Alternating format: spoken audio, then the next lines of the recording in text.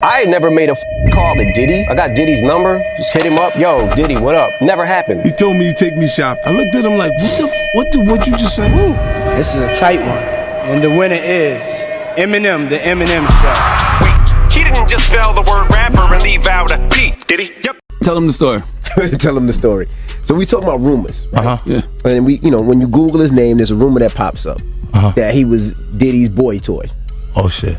Right. Wait, so this is so Charlamagne said It's not true, but I told after he brought up this stuff with you, I said, you know what 50 gonna say when he meets you. Oh no, I don't know that was going on. Speaking of, in particular, Netflix docuseries that you've been working on, Diddy Do It. Right. You've been saying for years that you feel you knew Diddy's character. Right. Yet you said you weren't a part of that lifestyle, you weren't going to the parties. So what makes you so absolutely sure that these kinds of allegations that we've seen against him are true? Well, I'm surprised by the allegations, as surprised as everyone else is. Like, I didn't make the allegations. I didn't tell people to say these things. It comes out, I see it in the news like everyone else. But I did feel uncomfortable with the way he would present the idea of going to these projects. To come party with me. Yeah. No. Fuck, like he called, we should kick it on telephone and after the meeting. Right. And be like, matter of fact, they sent me the girl pictures, like pictures of this girl, like, not the shit that y'all saw. For years, murmurs about Diddy and Usher floated quietly, overheard in passing, dismissed, and seldom treated with seriousness. 50 Cent's documentary takes those fragmented whispers and exposes something far more disturbing. Not mere gossip, but evidence of a deeper system rooted in power and protection. What once felt like speculation now emerges as a recurring pattern, shaped by influence, fear, and selective memory. And when silence stretches across decades, is it still coincidence, or has it become an intentional part of the system? Foremost, I just want to say, I know a lot of people want to hear these stories and everything like that, because this is stuff that happened back in the day. And then maybe that if they knew there was going to ever be a YouTube, or they knew there was going to ever be social media, a lot of the stuff probably wouldn't have got played out like it did. But things happen, and these are just stories from the past. I would like to use that as what you call that, just to clear the facts up what's going on.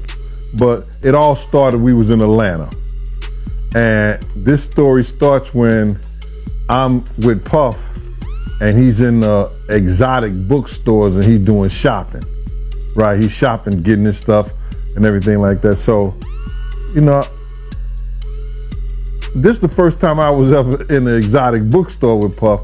So, I'm giving him his space. He's taking things off the shelves and stuff like that, because they gave him a brown paper bag. When they gave him a brown paper bag, he was just putting stuff in there.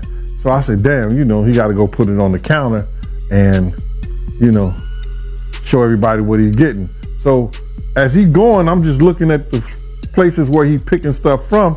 So there's one part he picked up some things from up here on my left side, and then he picked like quite a few of them down. I'm like, okay. He put them in the bag. So when I went by there and I looked up there, and it said butt plugs, and I was like, hey yo, I was messing with him, because people don't understand.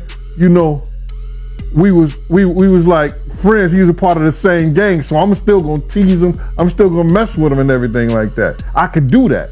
It wasn't just no security thing. So I say, yo, what are you getting this for?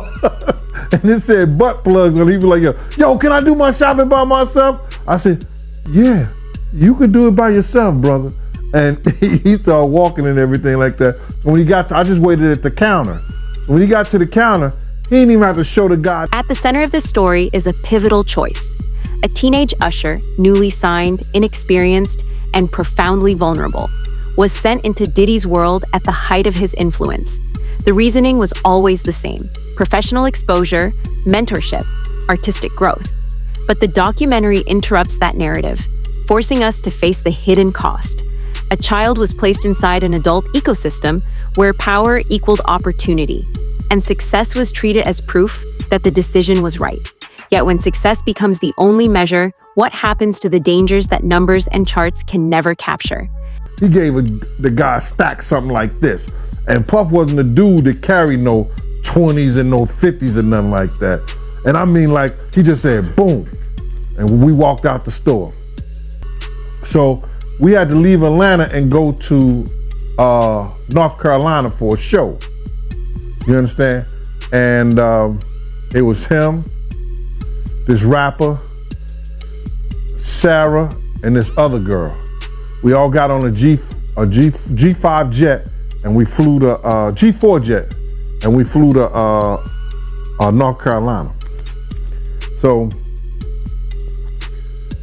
later on that, I think that afternoon, same day, this rapper and him, they all in the room together. You know, it's Sarah, the girl, Puff, and this dude, this rapper. So I'm here at the door and stuff like that, like, yeah. So then next thing you know, somebody rang the doorbell. We had the presidential suite where we was at. So I opened the door and the dude said, yo, I'm here for my cousin. I said, who your cousin? And he said, Ja Rule. I said, well, he busy right now. He said, he busy doing what? I said, he with Puff, they're in the room, they busy, they don't want to be bothered. He said, well, I'm going in there. I said, bruh, you ain't going in there because he told me they don't want nobody to be bothering them. He was like, yo, I don't care, man, I'm going in there. That bull like that. I said, yo, bruh, Jesus Christ had to come down here and take the air out of my body before you get in that room right there. Watch. He tried to bum rush me. I grabbed his and threw him against the piano. When I threw him into the piano, Puff and Ja Rule runs out the room. Puff got his towel, Ja grabbing his towel, but they butt the naked.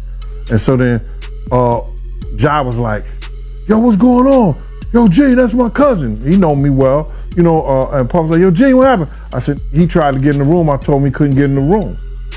And he was like, Puff looked at Ja. He said, yo, Ja said, you ain't want to go in that room because there's a lot of freaking going on. So I was like, oh, he said it was a lot of freaking going on. So that was basically that story, man. You know what I'm saying? They went back in the room. Dude felt a certain kind of way, and he left out. So I seen them at the concert the next day, and they tried to, you know, form up against me. But my man Frank was like, I told my man Frank, I was like, yo, Frank, put yourself in that position. Somebody trying to get in the room, and Ja told you don't let nobody get in the room. What would you do? Now, y'all can do whatever y'all want to do, man, but you know I ain't taking no losses. He said, yo, you good, and that was it. Bruh, when Ja said, you don't want to come up in there, a lot of freaky stuff is going on. You got to use your mind. What they was doing with those butt plugs. Right.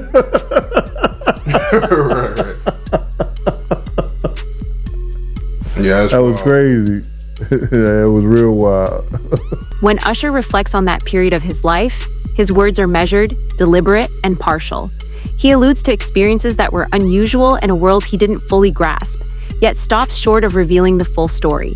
The documentary reads this restraint not as an admission of guilt, but as a signal of something weightier, something unresolved. In this space, silence isn't absence, it's pressure. And when someone repeatedly decides what to withhold, what kind of history are they quietly bearing? To New York City. And I lived with Sean Puffy Combs for a year. That's the crazy thing. Now, that was L.A. Reid's idea, right? We're sending you over to something called Puffy Flavor Camp. There you go. To learn Flavor Camp? Yeah, Flavor that's Camp. what it was called. And you're going to go to Puff Daddy's. He's going in the 90s. Do you understand what that's like? Puffy's place was like just filled with chicks and orgying like nonstop, right? No, not really. I mean, but hey, it was curious. I got a chance to see some things. Yeah, but you were 13. What were you seeing? I went there to see the lifestyle. Right. And I saw it. And it was but I don't know if I could indulge and understand what I was even looking at. It was pretty wild. So nobody tried to, some woman didn't come along. I didn't say that. Okay. I didn't say that. What I did say is that there were very curious things taking place. Uh-huh. And I didn't necessarily understand it. Uh-huh. Biggie Smalls was there. Biggie Smalls was there. Lil' Kim, Craig Mack. All these people are hanging around. Yeah, man. Faith Evans. Jodeci, Mary J. Blige. They didn't know nothing about this shit. Oh. I was having a good time. You know what I mean? Does he have you doing any chores? Are you doing dishes at all? I mean, to keep you humble somewhat? Or are you just like, can you stay up till 4 a.m. with them and party? I mean, I could. I actually stayed up longer than them. And do you have money? What's going on? I mean, I had like per diem. I had like, what like a living. Life. Yeah, it's pretty crazy. 14 years old. You're a dad now. Would you ever send your kid to Puffy camp? Hell no. See? For decades, the industry has justified itself with a familiar refrain. Proximity to power is how stars are made. Gatekeepers frame these arrangements as essential rites of passage, decisions taken in the name of greatness. But the documentary pushes back on that narrative. It asks whether mentorship without safeguards becomes mere exposure, and whether vision without accountability slips into negligence. When adults make irreversible choices for minors, who ultimately bears the weight of those consequences? Invited me for weeks asking me to come and teach him wanted me to be his acting coach for a while. He's sitting around just looking. I'm like, okay, what's the material you want to work on? He's just looking at me. Then next thing you know, okay, I want to hear your music. So I come over there and I play the music. And he's sitting there just looking at me, like waiting. Okay. So then my assistant was like, he wants to hang out with you next week. And I was like, for what? He's like, I think he's trying to f*** you. Come on now, dawg. That's what my assistant said. And I was like, oh. Come on, man. Now I get it. So now no more communication. Now you know to be hands off with somebody. A number of producers come in and make the approach, and you threaten to punch them in the mouth, or threaten to knock their head off for talking to you like, or looking at you like you're a woman. You know, when you approach a real man about his masculinity, you're going to get a real reaction back. It's a difference when a guy walks in a room and when a man walks into a room. And a man don't take the same things that a guy will accept. So always be the man in the room. Man, Nick was bleeding from the butt. And that's what was said. Oh, I didn't even have a name for the kid at the time. Then you heard it, and that's what happened. And that's just, that's something that you heard. You don't know if it's true, you just heard it. So, and just to hear this, and this new thing where they saying that they got kids coming forward and said that he did that. Man, that shit is crazy. And like I just said, that's just something that I heard. It's something that I didn't know. It's something that I ain't see. A lot of people want to, because Gene Deal has spoken on certain things that I've heard, I have spoken on it. But then they were just trying to say, I know. No, I'm not scared to say what I heard. And if there's any truth to it, then it's truth to it. Let them find it. Things that I've saw or things that I've witnessed and been a part of, I've said it. I'm not afraid to say what I saw or what I didn't see. A lot of people want to make up shit. I don't make up things. When I say Puff go in the room with 2 girls, you understand, and another guy and a rapper, and then all of a sudden they cousin try to go in the room, I throw them up against the piano, they run out the room with grabbing towels and they naked.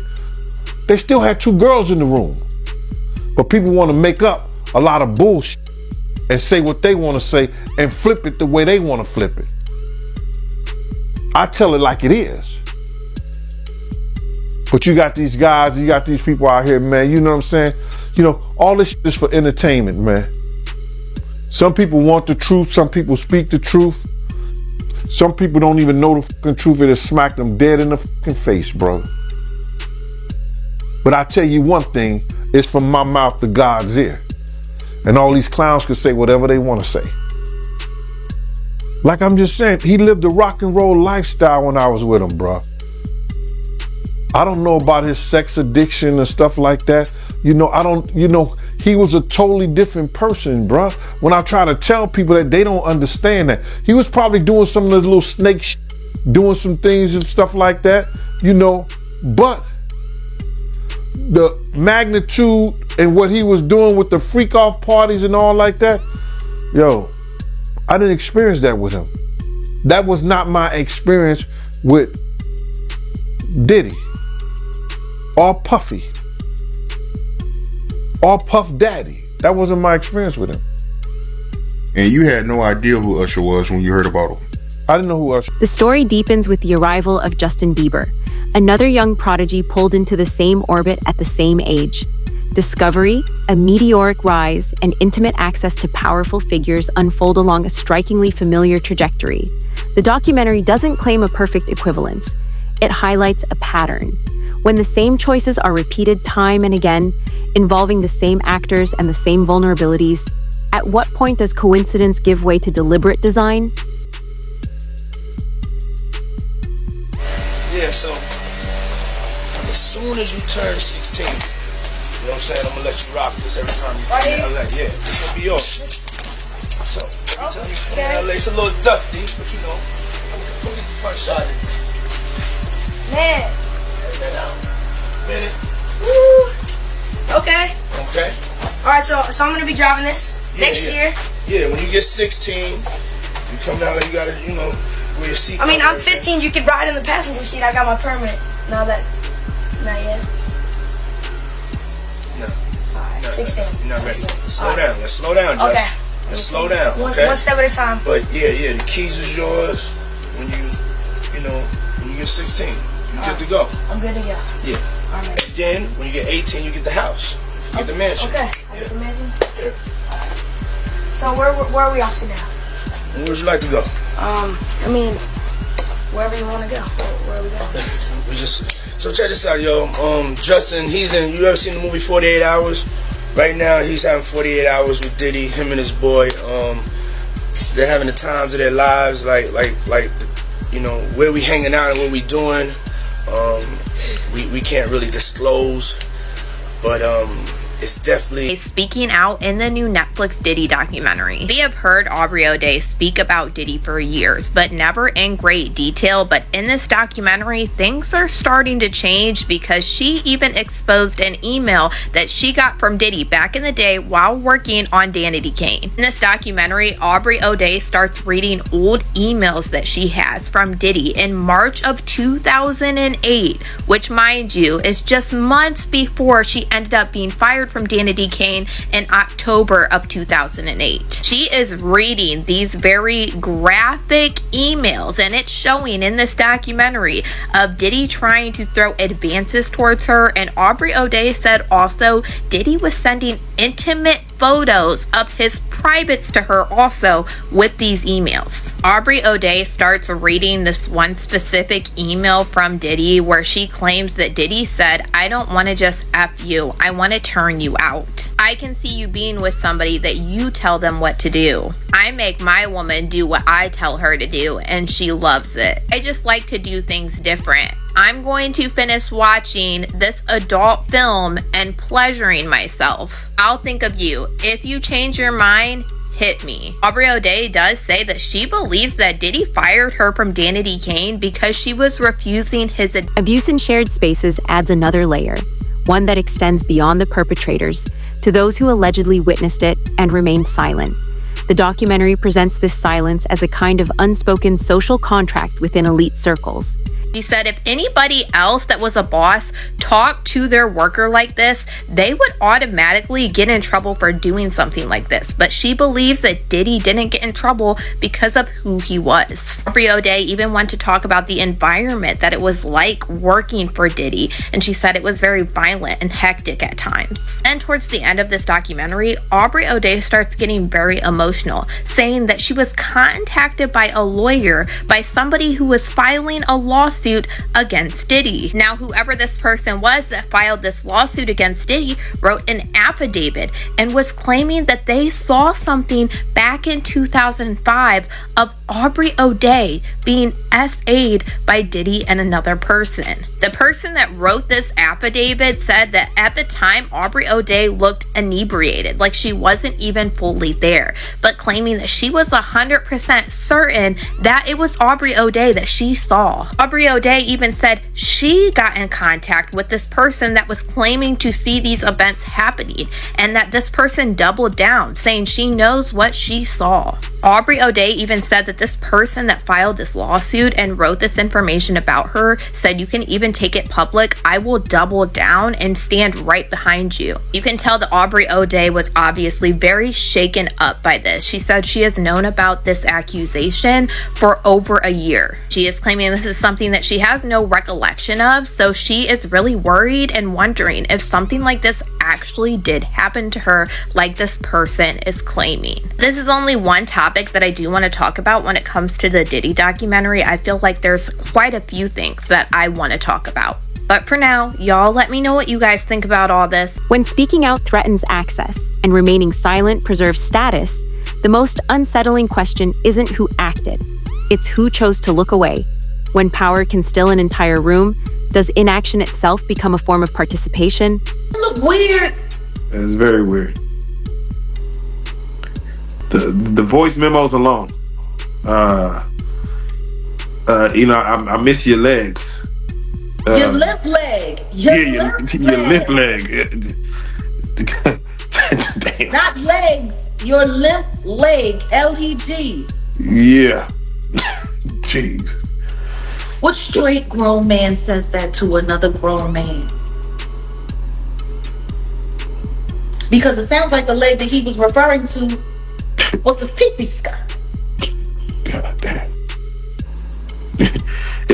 And again, we're bouncing around, but for Lil Rod, that whole part right there where he stated, they would all just be drinking, and then all of a sudden everyone's out of it, and he would wake up with women next to him. Sometimes he'll wake up with Diddy next to him, not remembering what happened the night before. Yeah. That's as wild as it gets, man.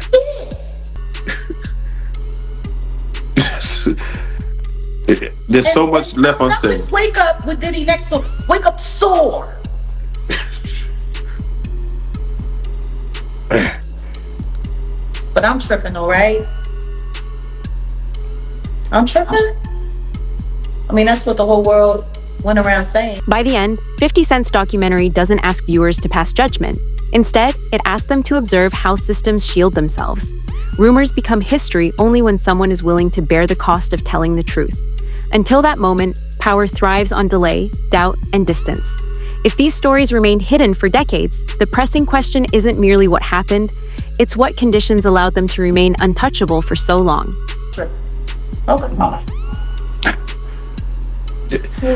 When you see the Eric Sermon discussion about Misa, and it seems like Diddy's just out there to take everyone's girl. It seems like if you got her, I want her. For the situation where they say he was trying to shape Misa into his mother, can you see that? Like, yeah, with the blonde hair and and all of that. I mean, somebody asked a question: what kind of man puts his hands on his mother? The same kind of man that parties with his mom, the same kind of man who kisses his mom in the mouth, the same kind of man who seems to have accurate knowledge that his elderly mother can put both of her hands, her palms, on the floor and while she's standing up, bent over. Oh damn! I ain't seen that one. Oh. You never seen the Instagram video when he was talking about how his mom is still young and spry and how she still liked the party and how they was getting a IV drip? Oh. Damn. And she was kissing him in the mouth on the video and he was like, yeah, my mom can bend over and touch the floor with her palms. No. It's a very, very, very weird relationship. Several voices in the documentary describe an industry where speaking out carries professional consequences. Careers depend on relationships, and relationships depend on discretion. This dynamic doesn't need overt threats. It works through unspoken understanding. And if telling the truth puts everything at risk, who can realistically afford to do it? I think I told you about that. One time, him and somebody, Sarah, and this young girl flew from Atlanta, and they, and flying from Atlanta, we had this artist with us, right? And we were staying in the presidential suite at the hotel. And this particular artist and Puff, they told me, don't let nobody come in the room. So I said, all right, cool. So I propped my chair by the room door while they went in. So this artist's cousin knocked on the door. So I went to him and I let him in because I knew him, I see his face and everything. I seen his face several times before. He said, yo, I gotta speak to my cousin. And I said to him, I said, well, they busy right now, man, and they told me don't let nobody come in the room. He said, yo, I'm going in the room to get my cousin out. And I said, bruh, you ain't going in the room to get your cousin out. They told me nobody could go in the room. So he said, I don't care who you are, what you doing like that. I'm going to get my cousin. He went to go and try to open the room. I grabbed his ass, joked him up, and slammed him on the piano. And the next thing you know, Puff and this artist run out the room naked. And so then I said, I see the artist trying to grab a towel. Puff didn't give a shit. And the artist like, yo, what's wrong? What's going on? What's going on? He like, yo, G, that's my cousin. And I was like, yo, my man, he was trying to get in the room and y'all told me don't let nobody else come in, let nobody come in this room. Jesus Christ gonna have to come take the Puff. No, Jesus gonna have to take the air out my body if anybody coming in that room. And Puff just looked at the artist and the artist said, you ain't wanna come up in there? It was a lot of freaky shit going on. That was it. And I ain't telling you the artist's name. Oh man. So you ain't gonna tell the artist name, yo? You ain't wanna come up in there? Cause it was a lot of freaky shit going on. Was it a rapper or a singer? It was a rapper. A rapper that probably do a little singing too. And that's all I'm gonna say. In its final act, the documentary steps back to confront the largest question of all. These stories weren't hidden because no one noticed. They were hidden because the system was designed to absorb them. Power delayed scrutiny, success dulled doubt, and silence filled the gaps. If the truth took decades to emerge, the question is no longer simply what happened, but whether the system that allowed it has truly changed.